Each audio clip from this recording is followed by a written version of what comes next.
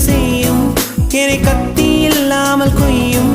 இதில் மீள வழி உள்ளதே இருப்பினும் உள்ளம் இருமாறு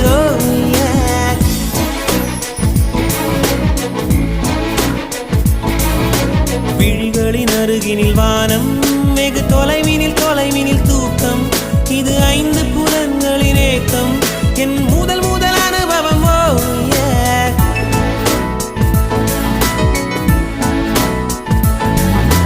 ஒலியின்றி உதடுகள் பேசும் பெரும் புயலென வெளிவரும் சுவாசம் ஒரு சுவடின்றி